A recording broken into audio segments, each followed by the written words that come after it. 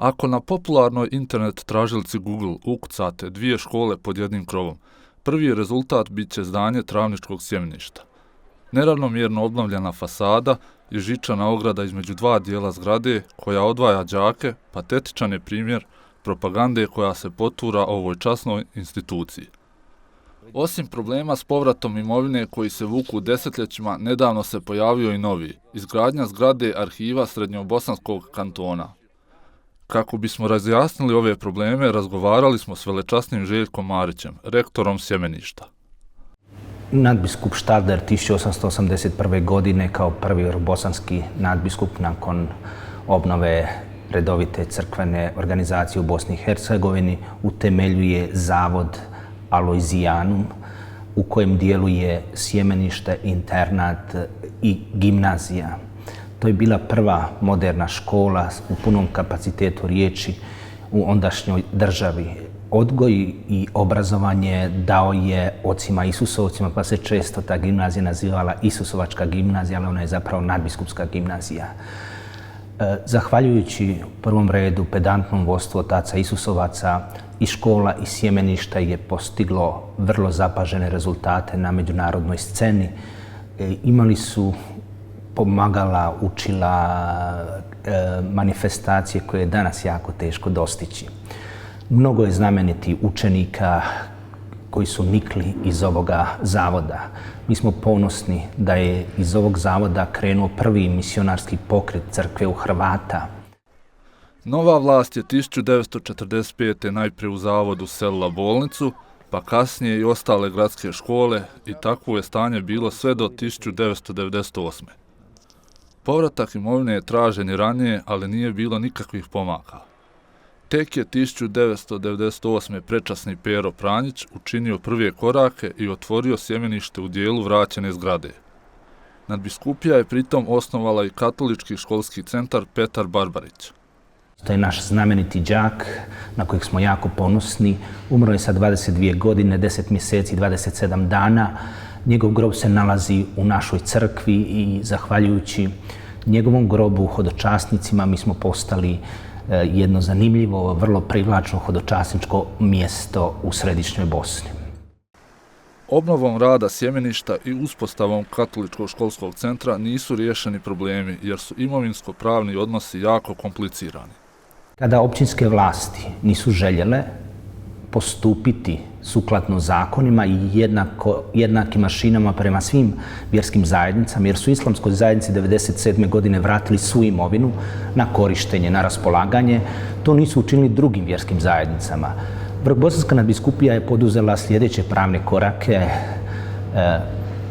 gdje je Dom za ljudska prava 2002. godine utvrdio vjersku diskriminaciju, a to znači konkretno nejednako postupanje prema vjerskim zajednicama na primjeru i po odlukama Općinskog vijeća Travnik. Potom je Vrbosanska nadbiskupija dobila pravomoćnu presudu, a općina je bila dužna vratiti imovinu. Međutim, ona to nije učinila. Na različite načine se željelo izbjeći provedbu te sudske odluke. Sve je trajalo od 2002. do 2012. godine.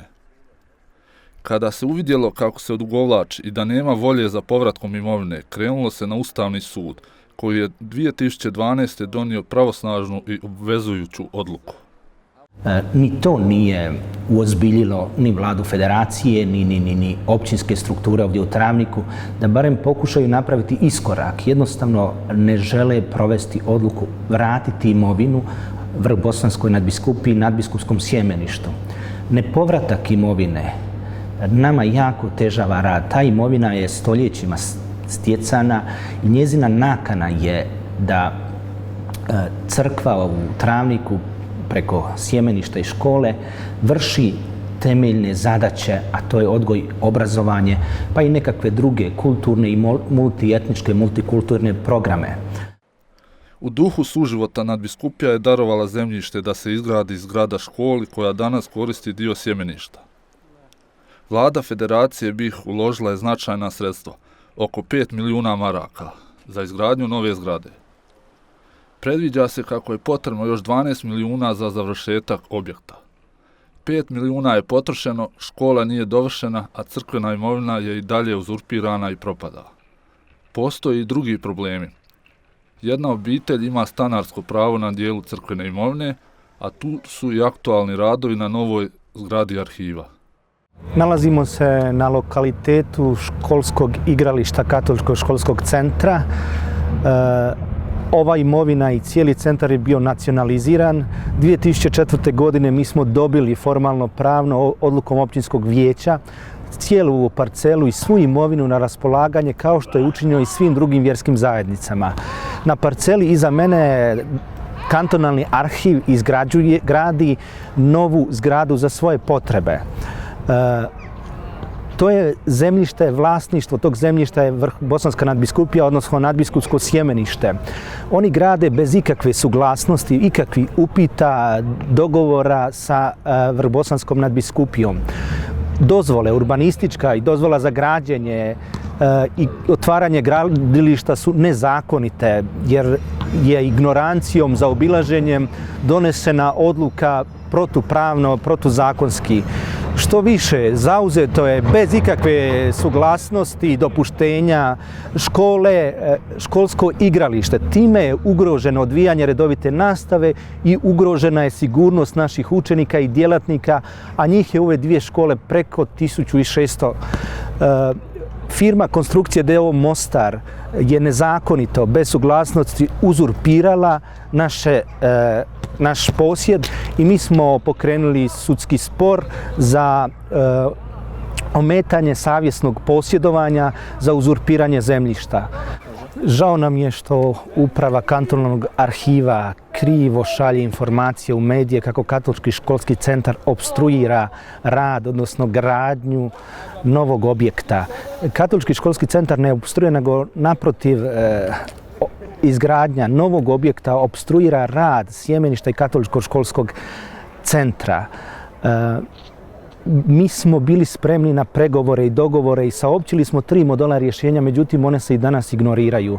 Mi smo poduzeli sudske akte koje su nam na mogućnosti i želimo ovdje zaustaviti gradnju i vratiti cijeli proces u okvire dogovora, ali nismo spremni šutjeti, nismo spremni dopuštati da se na tako bezočan način otima crkvena imovina. U medije se plasira kako je arhiv vlasnik ove parcele. Uvidom u gruntovnicu jasno se vidi da su oni dobili samo na korištenje ovu parcelu. Međutim, kad je donesena odluka općinskog vijeća da se vraća sva imovina Vrhbosanskoj nadbiskupiji i drugim vjerskim zajednicama, onda služba za urbanizam nije mogla izdati zakonitu i legitimnu građevinsku dozvolu i urbanističku suglasnost. Ovo je jedan težak predmet koji opterećuje odnose, nama opstruira rad, stvara nam nervozu, isto tako i vladi koja je dala javni novac i smeta rad arhiva koji ima također javni značaj, ali ima i sjemenište, škola ima i javni značaj. Jednostavno je potrebno je sjest za stol, ne samo razgovarati, nego provoditi odluke koje su sudske instance već donijele. Ne postoji ozbiljna politička zainteresiranost u Srednjobosanskom kantonu i u Federaciji Bosne i Hercegovine da se sudske odluke sprovedu, zbog čega trpe i đaci državne gimnazije kojima su također potrebni novi prostor za nastavu jer im je zastarjela i neobnovljena zgrada neuvjetna. Mnogi nas počitavaju da mi vršimo segregaciju, da smo dvije škole pod jednim krovom. Kada to govore rado, pokazuju ovu žicu koja je sramotna, ali nije bilo drugog načina. Ona je tu kako bi mi zaštitili svoj posjed, jer dugo vremena u dvorištu pred samim ulazom bilo je pijaca i nismo ni na jedan drugi način mogli se riješiti. Čak su i drugi koristili kao javni parking, ali to je privatna površina. Mi nismo zbog neprovođenja odluka imali nikakvog drugog načina da savjesno zaštitimo svoje posjedovanje i zato smo tu postavili. Mi smo svjesni da ona može se i krivo tumačiti, ali pogotovo želim razbiti famu ili čak postavke mnogih različitih institucija, pa i međunarodni, kad govore o problemu školstva, onda rado primjer Katoličkog školskog centra i problematiku ove naše zgrade nazivaju dvije škole pod jednim krovom. to nije točno, mi smo škola pod svojim krovom, dok je druga škola pod otetim našim krovom. To su dvije pravne osobnosti, jedna radi na hrvatskom jeziku, jedna na bošnjačkom. Ali želim istaknuti, ovo je privatna imovina, mi nemamo ništa protiv toga, čak smo i pomogli da se ova škola preseli darujući novo zemljište, novu lokaciju, međutim općinske i sve druge instance vlasti ne čine dugo, već je preko 20, skoro 20 godina. Ja mislim da se za 2 godine može napraviti nova škola. Mi smo ponosni na našu školu, isto tako želimo otvoreno reći, mi imamo i suradnju sa školom koja je u našoj zgradi, ne želimo djeci, učenicima graditi među njima zidove, nego imamo neke zajedničke projekte na koje smo ponosni. Evo, žao nam je što je prije par dana otkazan dogovoreni zajednički susret. Ja sam rekao djeci da on nije otkazan, on je samo na čekanju dok mi starih shvatimo da djecu ne treba opterećivati prošlošću, da ih ne treba opterećivati teretom rata i nekakvim političkim tenzijama. Njih treba odgajati i dati im jednu perspektivu, naučiti i educirati ih da poštuju tuđe, da poštuju svoje i da grade suživot i poboljšavaju kvalitetu života u ovoj zemlji. Nažalost, Travnik se i dalje navodi kao negativan primjer dvije škole pod jednim krovom. Informiran čovjek zna da je riječ o otimačini vlasti. Najprije komunističke koja je otela cijeli kompleks, a potom nazovi demokratske koja još nije u potpunosti vratila zdanje sjemeništa njegovim pravim vlasnicima. Do kada će to trajati, ne zna se.